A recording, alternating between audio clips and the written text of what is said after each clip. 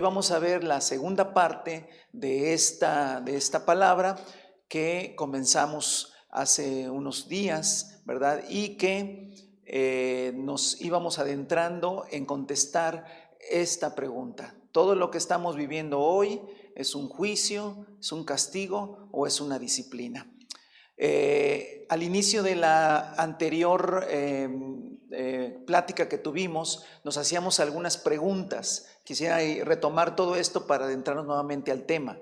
Y nos hacíamos la pregunta si realmente esta pandemia es un juicio de Dios o no lo era. ¿Sí? De hecho, lo planteamos la vez pasada. Estábamos viendo si esta epidemia es un castigo de Dios a la humanidad por la maldad. Y ya platicamos acerca de que muchos piensan que esto no lo es. De hecho, ¿verdad? Hay algunos predicadores que cuando se les pregunta si esto es un juicio de Dios, dicen que no es un juicio de Dios. Tratan de mostrar a un Dios lleno de amor y compasión, y está bien, Dios es un Dios de amor y compasión, pero también es un Dios, cuando tú lees la Biblia de Génesis, Apocalipsis, te das cuenta que es un Dios que también trae juicio al hombre por la maldad. Y ya vimos que no importa si es por la naturaleza o por la maldad del hombre o directamente por Dios, Dios puede usar cualquier cosa para traer juicio. Entonces, ¿es realmente un juicio de Dios esta pandemia? ¿Es esta pandemia un castigo de Dios a la humanidad por la maldad? Sé que esto a la gente muchas veces dice, no, es que Dios no castiga, nos castigamos solos. Bueno, yo cuando era chico y yo no me castigaba solito, me castigaba mi papá, ¿verdad? Entonces, a veces decimos cosas que no son muy coherentes, ¿verdad? La respuesta es sí. Bíblicamente la respuesta es sí. Esta pandemia, esta epidemia es un castigo de Dios, es un juicio de Dios. Según la Escritura, sí, esa es la respuesta. ¿Sale? Y lo basábamos la vez pasada en estos pasajes y en muchos otros, ¿verdad? Pero voy a leer nuevamente este pasaje que leímos la vez anterior. Se levantará nación contra nación, reino contra reino. Jesús dijo, habrá grandes terremotos, hambres y epidemias por todas partes, cosas espantosas y grandes señales del cielo. Se levantará nación contra nación, reino contra reino, que es un pasaje similar, pero en el Evangelio según Mateo, y habrá hambres y terremotos por todas partes. Todo esto será apenas el comienzo de dolores. Entonces, la conclusión a la que llegamos la vez pasada es que la epidemia que hoy vivimos, ¿sí?, sea a través del medio que Dios haya querido usar, es un juicio previo al día del Señor, es previo al día de la ira y del juicio final sobre esta tierra. Por eso Jesús le llamó, sería apenas el comienzo de dolores. ¿Sale? Entonces, la conclusión a la que llegamos la vez pasada es que sí es un juicio. Esto tiene que verse desde la perspectiva bíblica, ¿sí? Toda epidemia, todo terremoto, toda hambre, toda ese tipo de circunstancias que los hombres viven, guerras y todo esto, son juicios, pero son juicios previos, es apenas comienzo de dolores. Entonces, eso es lo que hace unos días veíamos en cuanto a si esto que estamos viviendo puede ser catalogado como un juicio. La respuesta es sí. Hacíamos otra pregunta al inicio del tema. ¿Estos juicios también son para los hijos de Dios? Los hijos de Dios tenemos que también sufrir los juicios de Dios. Es una pregunta que le fuimos dando respuesta, aunque no la concluimos. Y de hecho, por aquí vamos a comenzar un poquito. La respuesta es no. No. ¿Por qué no? Bueno, vimos también algunos pasajes bíblicos donde se especifica claramente que nosotros no fuimos llamados a juicio, fuimos llamados a salvación. Y también vimos en algunos pasajes del Antiguo Testamento cómo Dios siempre hacía una diferencia entre cuando venían los juicios. Por ejemplo, un claro ejemplo es Egipto, Israel cuando iba a salir de Egipto, claramente se veía que los juicios caían sobre los egipcios, pero no caían sobre el pueblo de Dios. Eso es evidente y se marca una y otra vez, ¿verdad?, que los juicios caían sobre los egipcios, sobre el pueblo que no conocía al Señor, pero el pueblo de Dios siempre ha librado. Entonces, si la pregunta nos hacemos, ¿estos juicios también son para los hijos de Dios? De manera general, no, ¿sale? Pero, como estamos en el mundo, seremos afectados por las circunstancias. Eso no lo podemos negar. Es como cuando Elías fue con el rey Acab, ¿verdad? En el libro de Reyes, y él dice que Dios le dio esa palabra de que no llovería por un largo tiempo hasta que Elías volviera nuevamente a profetizar, ¿verdad? Efectivamente vino un juicio hacia Israel por alejarse de Dios, por dedicarse a la idolatría y a los dioses paganos, y entonces Dios trae un juicio al pueblo. Pero Elías, que fue el que dio esa palabra, pues él también vivió las circunstancias de la escasez de agua. El Señor le dijo que se fuera a un arroyo y que ahí lo iba a sostener, pero obviamente si no llovía el arroyo se secó. Entonces ahí podemos ver que las circunstancias de un juicio de Dios a la tierra, obviamente a los hijos de Dios nos afecta.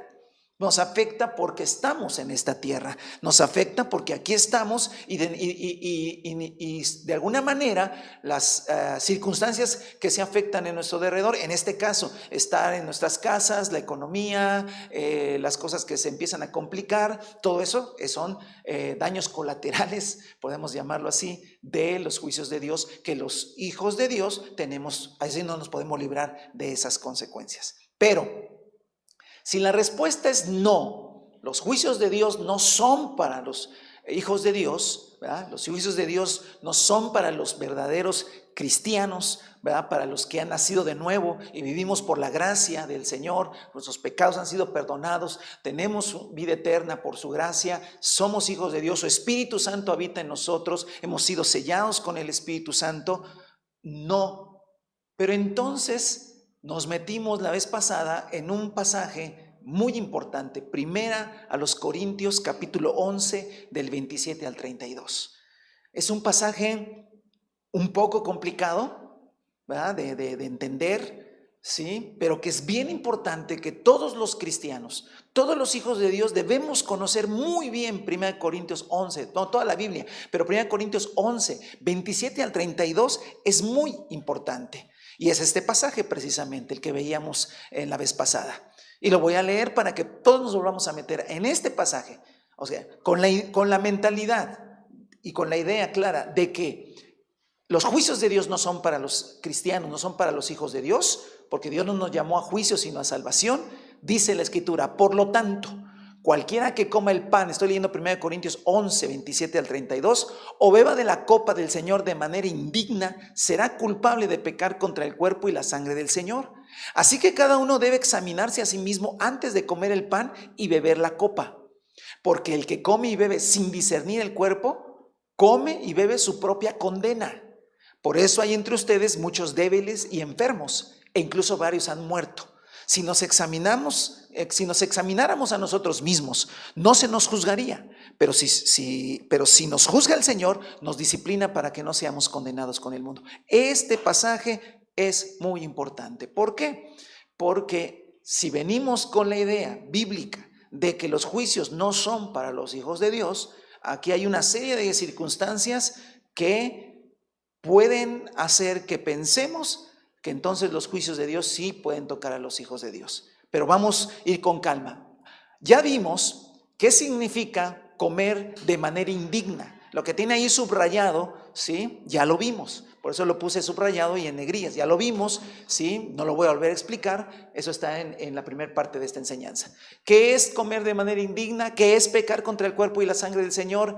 ¿Qué es eso? Bueno, es comer y tomar la cena del Señor, porque el contexto de ese pasaje es la cena del Señor, es ese ágape, esa celebración que hacían los cristianos regularmente, donde comían juntos, donde tenían comunión y partían el pan y tomaban de la copa, ¿sí? Celebrando, recordando la muerte del Señor Jesucristo y su pronto regreso. En ese contexto, ¿verdad? Es que escribe Pablo que había desórdenes en Corinto, se estaban haciendo las cosas de manera inapropiada y él tiene que corregir esto, pero dice unas cosas bastante fuertes, ¿sí? Y ya explicamos que todo eso de comer de manera indigna, pecar contra el cuerpo y la sangre del Señor, tiene que ver con comer sin discernir el cuerpo, ¿sí?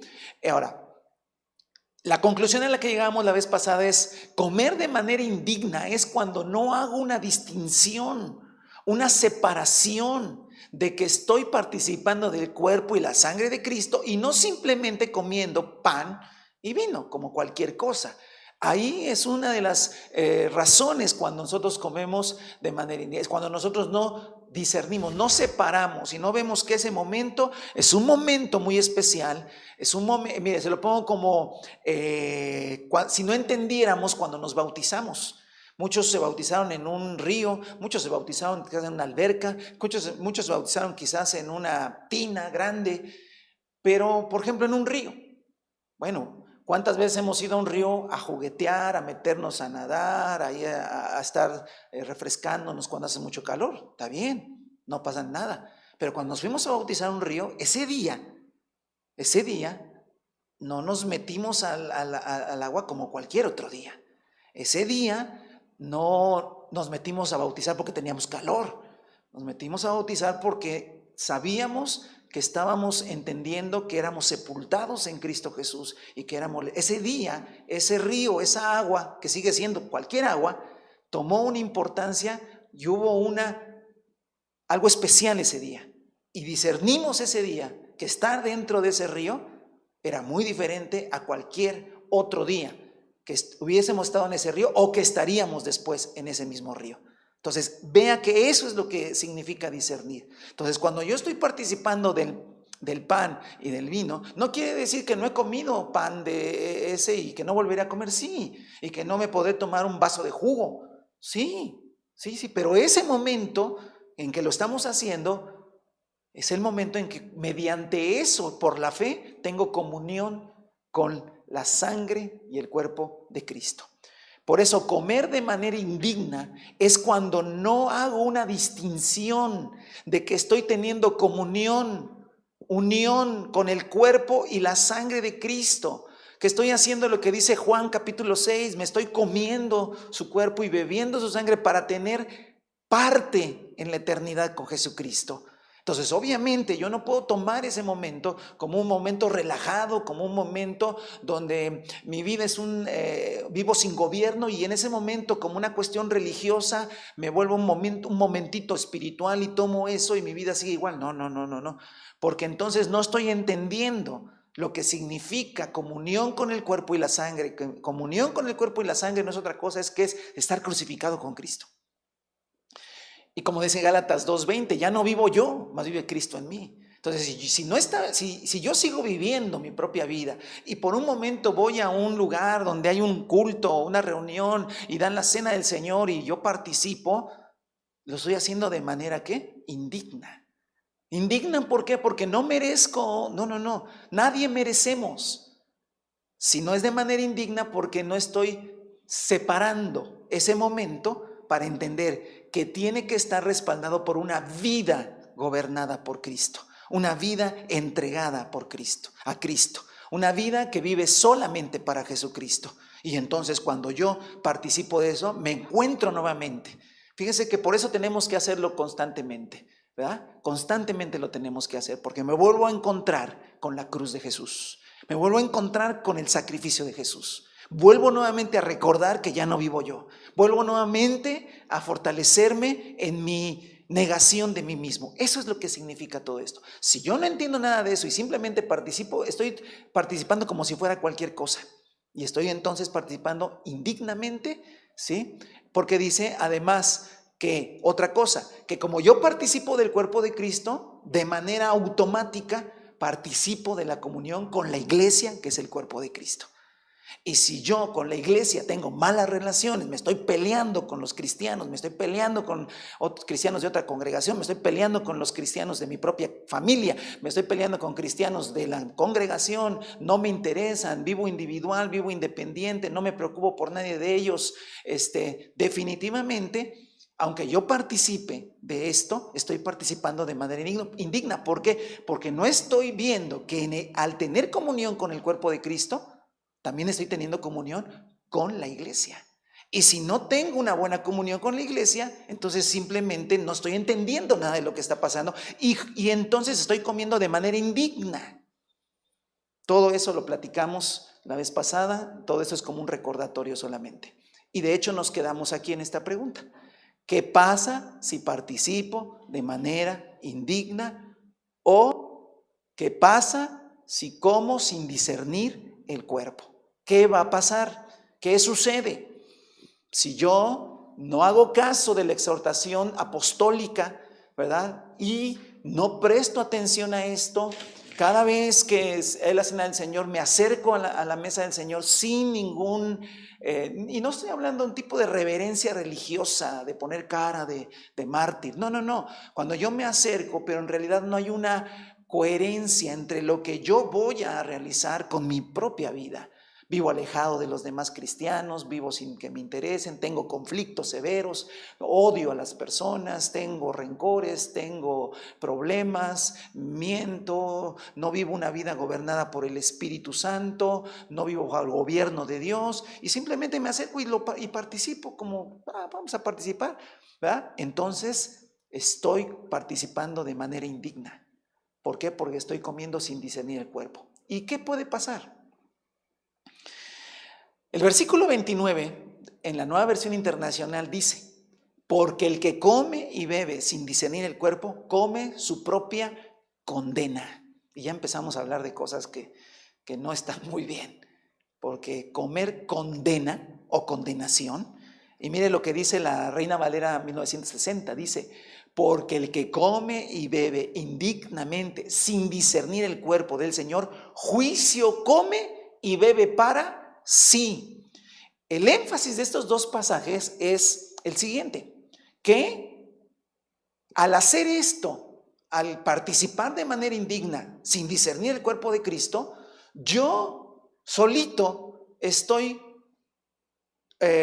comiendo y bebiendo mi propia condena. ¿Se acuerda que vimos en la sesión anterior que el Señor Jesucristo llevó nuestra condena? De hecho, que dice Pablo en Romanos 8, ¿verdad? Que ya no hay condenación para los que están en Cristo Jesús. Entonces, esto es interesante, muy interesante lo que Pablo dice.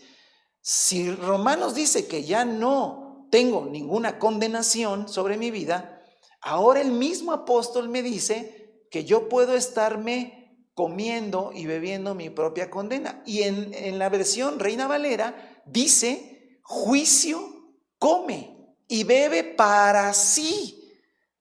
¿Ok? Una parte interesante que debemos nosotros, y sobre todo ahí analizar que se está viendo, ¿sí?, que es una acción que yo realizo hacia mi propia persona. Es decir, no es que me haya caído una condena o un juicio, sino que yo me lo estoy comiendo. Es como aquel que quiere quitarse la vida y solito toma un veneno. Solito se está haciendo daño, nadie se lo hizo, él se lo hizo solo, ¿vale? Ahora, esto significa que el cristiano, el Hijo de Dios, no fue llamado a vivir en condenación, pero ojo, puede atraer a su vida juicio o condenación. Ahí está. ¿Se acuerdan que la pregunta era: ¿el cristiano va a pasar por juicio? No, tajantemente decimos no, pero este pasaje nos enseña. Y esto ha sido un error de muchos cristianos a lo largo del tiempo y de muchos cristianos en la actualidad, no darse cuenta que el Hijo de Dios, que no fue llamado a vivir en condenación, puede atraer a su vida juicio o condenación. Por eso dice el versículo 30. Por eso hay entre ustedes muchos débiles y enfermos, e incluso varios han muerto. ¿De qué está hablando el apóstol Pablo? Está hablando de que la debilidad y la enfermedad en estos casos, no en todos los casos, cabe recalcar la soberanía de Dios de la cual hemos hablado y no podemos ignorarla, pero sí es cierto que hay muchos casos en los cristianos, ¿sí?, que las debilidades, la enfermedad y aún la muerte, ¿sí?, fueron a causa de haber comido y bebido propio juicio y condenación, ¿sí? Y esta es una parte que poco nos gusta analizar a nosotros y verlo desde esa perspectiva. No nos gusta sentirnos, no nos condene, yo no te condeno, tú solito te condenas, en ese sentido, ¿Vale? Entonces ese pasaje no podemos ignorarlo.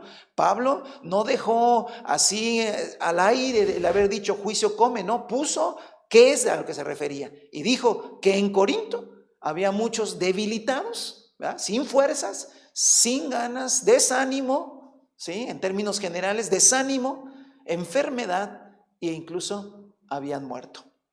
Entonces, volvemos a plantear la pregunta: ¿un cristiano puede caer en juicio de Dios? ¿Un cristiano puede caer en juicio de Dios? Sí, pero por su propia decisión. Qué tremendo es que Dios pensó y diseñó el evangelio para que nosotros no vivamos en condenación ni en juicio. Porque el juicio, la condenación, como lo vimos la vez pasada, recayó sobre Cristo Jesús. Pero qué tremendo es que un cristiano que no fue llamado a caer en juicio de Dios, se meta en juicio de Dios por su propia decisión. Se meta en condenación, se meta en problemas, pero por su propia decisión. No por una decisión tomada por Dios, sino por una decisión personal. Esto es importante y vamos poco a poco, porque uno puede quedarse hasta ahí y no acabar de leer el pasaje y no darse cuenta que el pasaje todavía dice algunas cosas importantes, pero hasta aquí es importante que en su mente y en su corazón analice esto, comprenda eso. Eso es un verdadero cristiano, un hijo de Dios nacido de nuevo, ¿verdad? Usted debe tener mucha paz en su corazón. ¿Por qué? Porque Dios no nos llamó a juicio, Dios no nos llamó a castigo, a condenación. Dios nos llamó a libertad, a salvación, a vida abundante, a paz, a gozo, a tranquilidad, a ser un instrumento para bendición de otros, a ser un instrumento para que otros le conozcan, ¿verdad? Que el Señor se verá la manera de sostenernos en medio de las crisis propias de los juicios de Dios a esta tierra. Amén, bendito es el nombre del Señor. Pero sí es cierto, y no podemos ignorar lo que dice la Escritura, que muchas veces, por nuestra falta de seriedad en las cosas de Dios, por una distracción, por no prestarle atención a lo que el Espíritu dice, por no tener claro el Evangelio en nuestras vidas, pasajes como estos, no nos damos cuenta que muchas veces pasan cosas en nuestra vida y uno le pone la etiqueta, es una prueba de Dios. Es que el Señor está probando mi vida. Sí, puede ser. Es que de por sí tenemos que sufrir. Sí. O sea, todo eso y la soberanía de Dios, ahí está. Yo no puedo generalizar todos los casos, pero lo cierto es que sí puedo asegurar por el Espíritu que hay muchos casos en muchos cristianos de muchos lugares y de muchas épocas que no fue ni una prueba de Dios, ni fue una situación de sufrimiento propio del Evangelio. Fue un juicio que se trajo a su propia vida por su propia decisión. Así es. Ahora, viene este pasaje, 31 y 32 de este pasaje, muy importante. Dice, y aquí hay que prestarle mucha atención a esto: si nos examináramos a nosotros mismos, no se nos juzgaría. Primer verdad. Si nos examináramos a nosotros mismos, no se nos juzgaría. Hasta ahí está como una opción. ¿Cuál es la opción?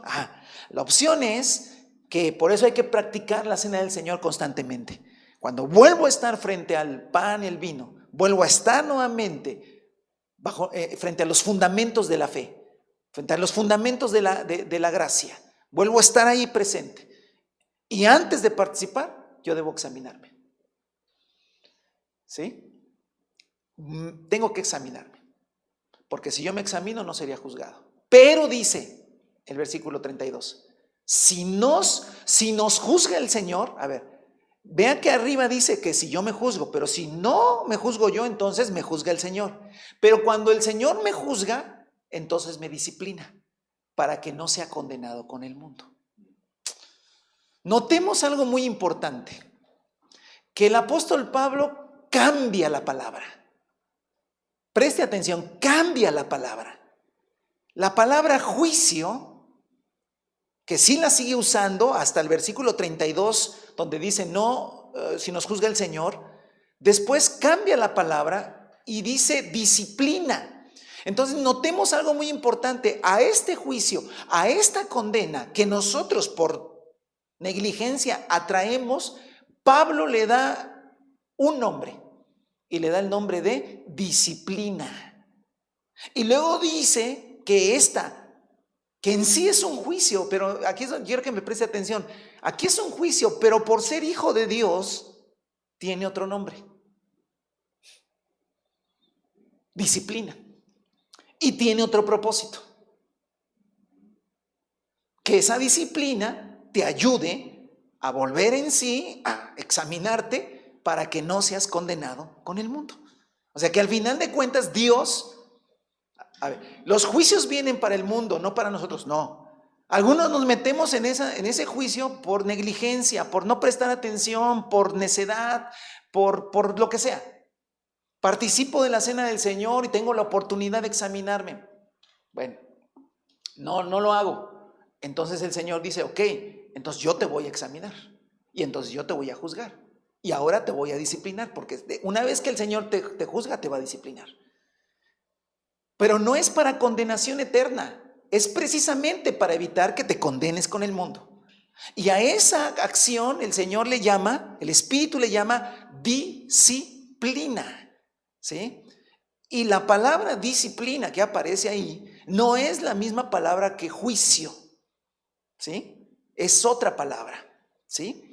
Y esa palabra disciplinar en griego es paideu y viene de dos palabras, se compone de dos palabras y una tiene que ver con muchacho, pero no un muchacho muy grandecito, sino un muchacho todavía medio rebelde, medio testarudo, medio inmaduro.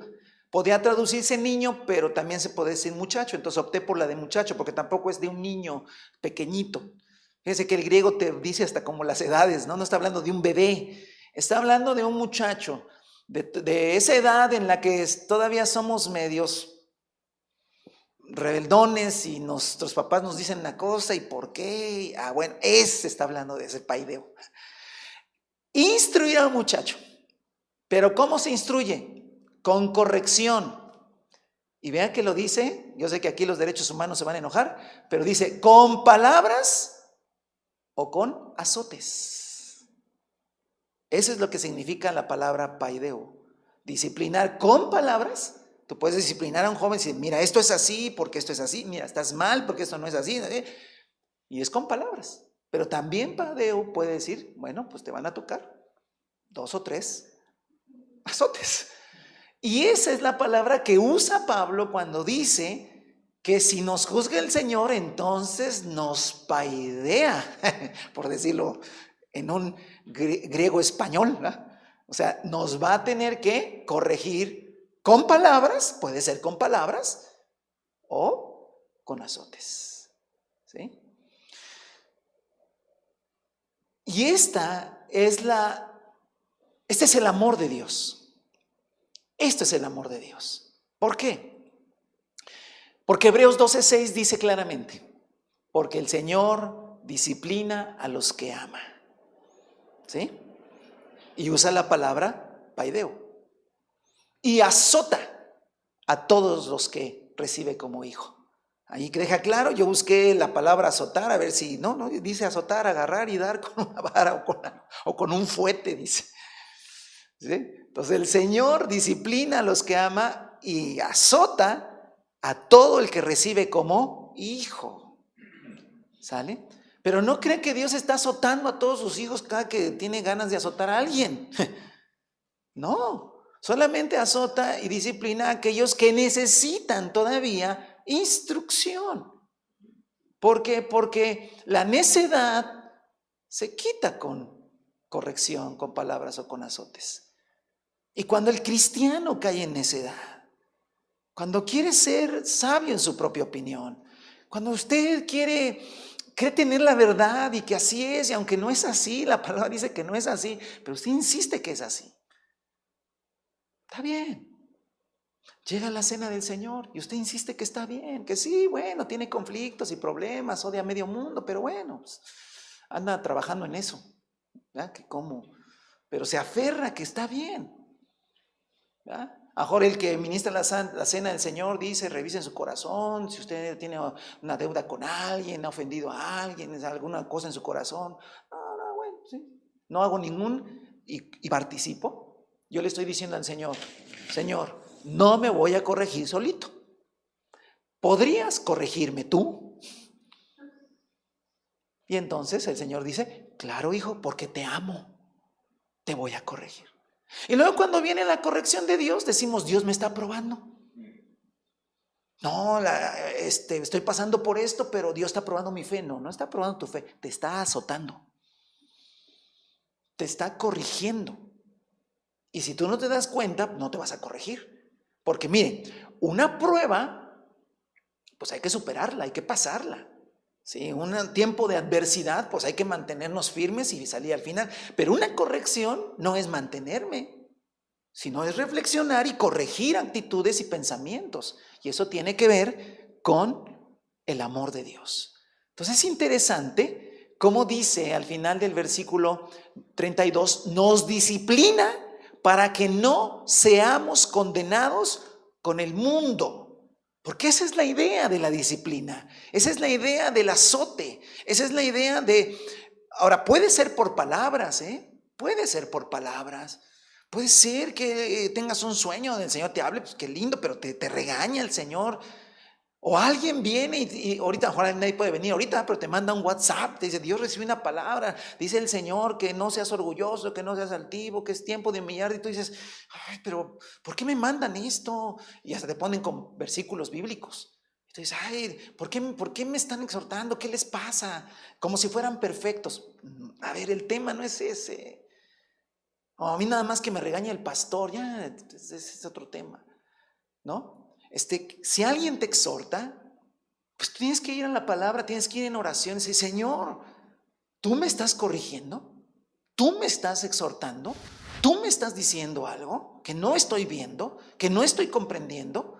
A lo mejor no es un azote, simplemente es una palabra, porque la disciplina puede venir por palabras.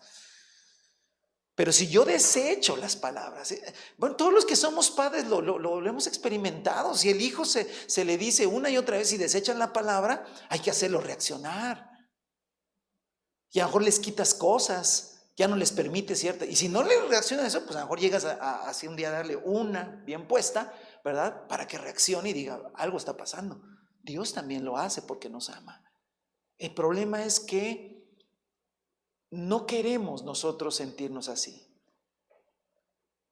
Repito, hoy en día, y ligo una cosa con otra, queremos como limpiarle la cara a Dios cuando Dios trae juicio o cuando Dios hace algo que a nuestro parecer vaya a pensarse que Dios no es bueno.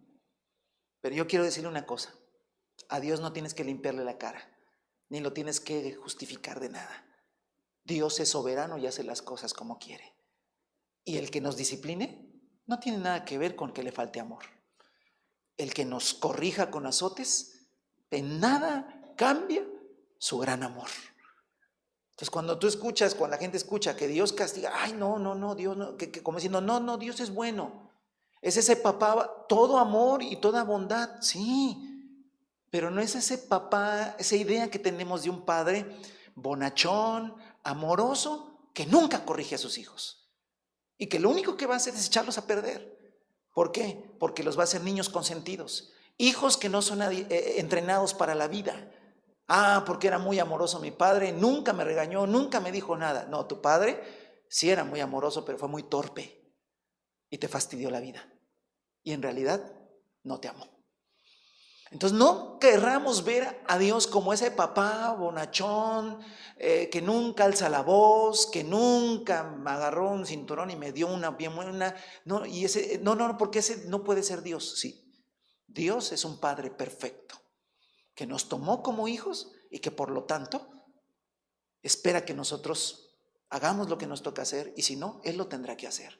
El problema, repito, es que no entendemos muchos esta parte, no nos gusta esta parte. Y claro, la misma Biblia le dice que al principio la disciplina no es causa de gozo, que nadie se siente, todos los que algún día nuestro padre nos corrigió, pues no nos sentimos felices. No, decíamos que no nos dolía, que nos reíamos por orgullo, pero cuando se iban llorábamos y nos sobábamos. Pero aprendimos la lección. Entonces, tenemos que conocer a Dios, hermanos. Y Dios corrige, ¿sí? Disciplina. Pero quiero que preste mucha atención. Puede ser que un mismo juicio, por eso el tema es juicio, castigo o disciplina. Por eso se llama de esa manera. Puede ser que el juicio que viene para los hombres pueda tocar la vida de algunos creyentes. ¿Por qué? Por la soberanía de Dios para un propósito que ya sabe, la vida de Job. ¿Por qué sufre el justo? Nunca lo sabremos. Es demasiado alto para tener una respuesta. Pero muchas veces ese juicio sí va a tocar a creyentes, pero bueno, no porque estén en una situación como Job, que son algunos casos. Pero muchos de esos casos les va a tocar por haber participado sin discernir el cuerpo de Cristo, sin haber comido de manera indigna. Y entonces, juicio habrá comido. Entonces, pero ojo, ese juicio es transformado en una palabra maravillosa que se llama disciplina del Señor. Aún sigue siendo así diferente, ¿eh? Sigue siendo diferente. Voy a la parte ya casi final. Vuelvo nuevamente al versículo 31 y 32. Si nos examináramos a nosotros mismos, no se nos juzgaría. Pero si nos juzga el Señor, nos disciplina para que no seamos condenados con el mundo. Otra palabra griega que aparece ahí, diacrino, que de hecho esta palabra en griego aparece en casi todos los versículos de este pasaje que estamos analizando, que es 1 Corintios 11, de 27 al 32, casi aparece en todos. ¿Qué significa diacrino? Significa separar. Significa discernir. Sí, efectivamente, es la palabra cuando dice el que no discierne el cuerpo. Esta es diacrino. Esa se usa ahí, por eso digo que aparece en varios lugares. Separar, discernir, también es otra de los significados de diacrino. Examinar o juzgar. Y puse en negrilla dos palabras, o dos acepciones de esta palabra de diacrino. Examinar y juzgar, porque si usted presta atención, están arriba. Eso quiere decir que en griego diría, si nos diacrino a nosotros mismos, no se nos juzgaría. Pero si nos diacrino, es la misma palabra. Examinar y juzgar es la misma palabra, es diacrino. ¿Por qué los traductores no pusieron la misma? Pues no sé, vayan a preguntar a los traductores, no sé por qué no pusieron la misma. Porque la traducción también tiene que tener, es como cuando usted escribe una carta, un WhatsApp y repite mucho una palabra, a lo mejor busca otra para que el texto tenga como, bueno, los traductores también hacen eso. En el 31 pusieron examinar y en el otro pusieron juzgar para que no se oiga tan plano el asunto, ¿no? Tan así. Bueno, eso es lo que hacen las traducciones, pero en realidad es la misma. Estás diciendo, si tú ahora voy a usar esto, por favor, perdónenme mi exceso de usar el griego, distorsionándolos casi como un Spanglish, ¿verdad? Pero aquí sería un griego español. Si nos diacrinamos a nosotros mismos, ¿verdad? Yo creo que si un griego me escucha se va a morir de susto de lo que estoy diciendo, ¿verdad? Pero solamente para explicar. Entonces, si nos diacrinamos nosotros mismos, no nos diacrinaría el Señor. Es lo que está diciendo. Porque al final de cuentas, ¿qué es lo que quiere Dios? Pues eso, que nos examinemos. Hay dos opciones. Tú te examinas o te examina el Señor. Si tú te examinas, estuvo. Y te corriges, obviamente. Listo. O sea, puedes llegar hasta el versículo 31. Y creo que todos, hermano, todos los creyentes siempre llegaremos al versículo 31. No creo que haya nadie que llegue a tomar la cena del Señor y no haya algo que el Señor redarguya en su corazón. No creo, siempre la palabra siempre te está examinando. Entonces yo creo que siempre que tomen la cena del Señor, si habrá bájale al orgullo, quita la torpeza de palabras, deja de hablar tanto, deja de tener ese tipo de pensamientos, miradas, o sea, no sé. administra, 1000 cosas. Todos llegamos al 31. ¿Sabe cuál es la idea? Que nos quedemos en el 31. Pero si alguien quiere pasar al 32, bueno, pues ahora sí que, ¿qué podemos hacer por ustedes? Yo aquí le estoy exhortando, no pase al 32. No, es que a mí me gusta el 32, órale pues, pásenle al 32. Entonces que lo examine el Señor. Pero le advierto lo que dice la palabra, que una vez que examine el Señor, no solamente el Señor te dice, te da el diagnóstico, te va a dar ¿la qué? El remedio, gracias, te va a dar el remedio, pero el remedio se lo va a tomar Él. O sea, Él te va a dar el remedio, no te lo va a recomendar, te lo va a aplicar. Y eso se llama disciplina del Señor. Entonces, yo lo pongo de esta manera, si usted me permite. Nos examinamos y determinamos los errores en los que estamos viviendo respecto a Dios y respecto a la iglesia. Esa es lo que dice el 31. Nos examinamos. A ver si. No, si soy orgulloso, si soy muy pedante, no, si soy muy payaso, sí, soy muy callado, me aíslo mucho, no me interesa la verdad. Examino mi vida en oración delante del Señor.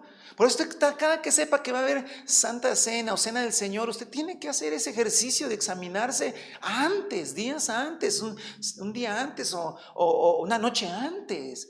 Pero no para el asunto de si soy digno de tomarla, porque no. Estamos hablando de gente cristiana. No tengo que examinarme, Señor, ¿qué más en mi vida? Hay desobediencia y rebeldía a la autoridad.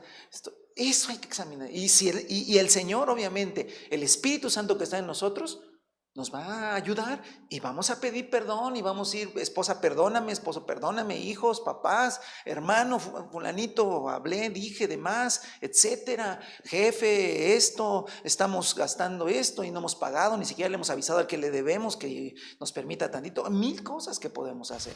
Estoy comiendo en exceso, estoy comiendo de más, me estoy afectando. No sé, podría poner muchos ejemplos. He guardado rencor. Estoy viendo cosas en el celular que no es, en el internet. Estoy guardando cosas, he perdido el tiempo. O sea, y una vez que eso, ponle soluciones. Si tú haces eso, la cena del Señor, no solamente, a ver, no solo por la cena del Señor, sino será un crecimiento. Es que la cena del Señor provocará un crecimiento espiritual. Provocará una madurez espiritual. ¿Vale? Va a hacer que entonces, wow, crezcamos. Por eso no vamos a practicarla más y más. O nos examina el Señor, determina los errores, nos lo hace saber y Él nos corrige. Él toma el asunto en sus manos y corrige. Y el Señor tiene muchas maneras de corregirnos. No le faltan. ¿Vale? Y a veces puede ser, y yo sé que me pueden tildar ahorita de un mensaje de condenación, no me importa, pero le quiero decir una verdad. Y puede ser que esta pandemia toque a algunos cristianos. ¿Todos por esta situación? No, por favor, no todos por esta situación. Puede ser trato de Dios por otra razón que no tiene que ver con lo que estoy hablando ahorita. Pero puede ser que muchos sí tengan que pasar por esto. ¿Sí? Y repito, no condene tampoco usted a nadie. Diga, ay, ese hermano le pasó, entonces no. No, porque usted está juzgando y dice la palabra que no juzguemos. Juzgar es un pecado. Deje cada quien sabe. Estoy hablando de la manera muy personal. Y si llegara a pasar, lo primero que tengo que decir, Señor, ¿en qué estoy fallando? Puede ser, y si no, Señor, ¿quieres que esté en un hospital? ¿Quieres que haga algo? ¿Estás tratando? O sea, ese es otro tema. La soberanía de Dios está por encima de todas las cosas, pero sus verdades no pueden ser ignoradas. Y no podemos meter todo en la soberanía de Dios y que todo pasó porque pues hay un propósito y bueno, si el propósito era corregirte. Y aún nunca me di cuenta de eso. Y pasó y aún seguí sin corregirme. Y por eso hay ocasiones en que nada funciona, nada funciona, nada funciona. Y la enfermedad pasa con el papá, con la mamá, con el hijo, con la hija, con el bebé y vuelve con el papá y así se la pasa toda la vida, enfermo y enfermo y enfermo y enfermo y enfermo y enfermo. Y el Señor agarra la chancla y le da al hijo, y el hijo necio y le da, y ahí estamos si quieres, estamos todos los días si quieres. Te voy a corregir. Tenemos que, y es en lo que menos pensamos. Porque luego, fíjate, si pensamos que lo que nos está pasando es motivo de nuestra propia necedad y que hemos comido nosotros nuestro propio juicio, y alguien nos lo hace ver como en este momento, entonces nos hace sentir mal. ¿Sí? Entonces esta mañana así como que ya me hizo sentir mal porque pues yo estaba pasando por enfermedad, entonces me está usted haciendo sentir mal, qué bueno. Pero luego nos empezamos a ser víctimas. No digan eso. A ver, como usted no está enfermo, no, permítame. No, si se va por ese lado está peor. Lleve esta palabra en oración, pregúntele al Señor y escuche la voz de Dios. Y si le dice, sí, hijo mío, pero ¿de verdad que no me estás disciplinando, Señor? Y que el Señor te diga, sí. Y quiero que te corrijas. Mire, en lugar de hacerse el mártir, poner cara de sufrimiento y poner en su estado un muñeco deprimido, porque eso es lo que hacemos ahora, mejor corríjase y se acabó el asunto. ¿Sale? Entonces, o nos examinamos nosotros mismos y ahí termina el asunto, o nos examina el Señor y no termina mucho el asunto ahí, sino que va a continuar. Pero recuerde, todo esto es ¿qué? Porque Dios le ama, ¿sí? Dios le ama. Pero ya se me hizo un conflicto, pastor, entonces quiere decir que Dios también te puede enviar la enfermedad. ¿Dónde está su amor? No, a ver, espera. Una vez que quede grabado esto, vuelves a escuchar todo. Tú te lo comiste solito. ¿Quedó claro? Tú te lo comiste. Tú comiste tu propio juicio. Tú dijiste, Señor, dame una tunda, porque soy muy necio. Y el Señor dice, te damos una tunda. Pero tú puedes corregir, hijo. ¿Para qué quieres que yo te dé una tunda? No, me gusta que me des una tunda. Listo, pues te damos una tunda. Si esa es la solución, lo hacemos. Pero no porque el Señor quiera, sino porque nosotros lo atrajimos. ¿Sale? Terminamos. Como iniciamos con la misma pregunta. ¿Juicio, castigo o disciplina? Y bueno, la conclusión sería, juicio para el mundo que no se quiere someter al gobierno de Cristo. Disciplina o castigo, que sí es la misma palabra, ¿verdad? Se puede traducir castigo o disciplina del griego al español. Ese es para el Hijo de Dios que no se juzga a sí mismo. ¿Sale? Podría agregar una palabra más, prueba. Bueno, sí, allá podríamos todavía englobar más. Juicio, disciplina o prueba del Señor. Bueno, ahí sí podríamos meter juicio, siempre será para el no creyente. Juicio siempre será para el que no vive bajo el gobierno de Cristo. Juicio siempre será para el que ama el mundo y para el que vive en el sistema de este mundo. Los juicios son para el mundo.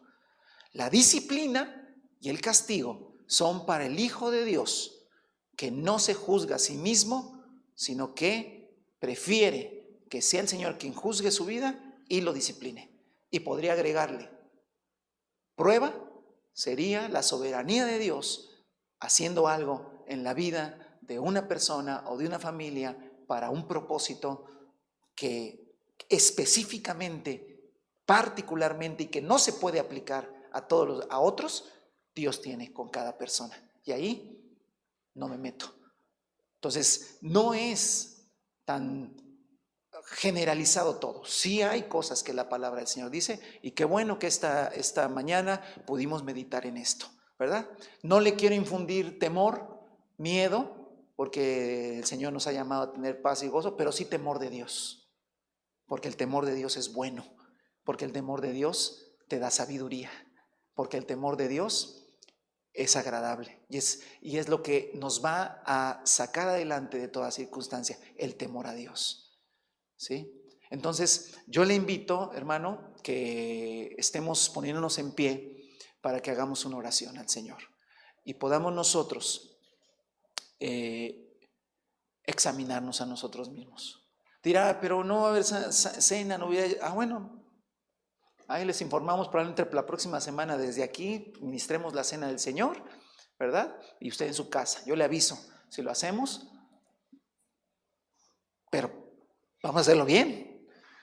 Dice, no, hermano, si usted me avisa que va a haber cena del Señor y en mi casa yo ni preparo nada, pues juicio, ¿cómo? Bueno, pues ese ya es asunto suyo, ¿verdad? Que es lo que usted quiera hacer, no lo vamos a ver, ¿verdad? Pero los que quieran participar, sí es importante que nos vayamos preparando, ¿no?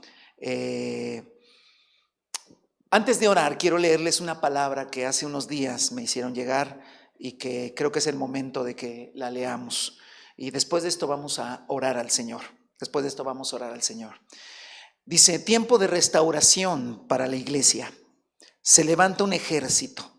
Así como Dios le dijo a Ezequiel que profetizara sobre un montón de huesos secos y ellos recobraron vida, hoy como iglesia profetizamos vida de Dios sobre esos huesos secos.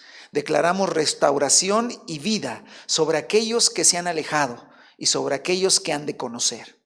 Porque es necesario que se levante el ejército que llevará las buenas nuevas de salvación. La iglesia, el poderoso ejército que tomará la cosecha, el poderoso ejército que manifestará al Padre, al Hijo y al Espíritu Santo como nunca antes. Lo que anhelaron ver nuestros antepasados nos corresponde ver a nosotros. Somos privilegiados.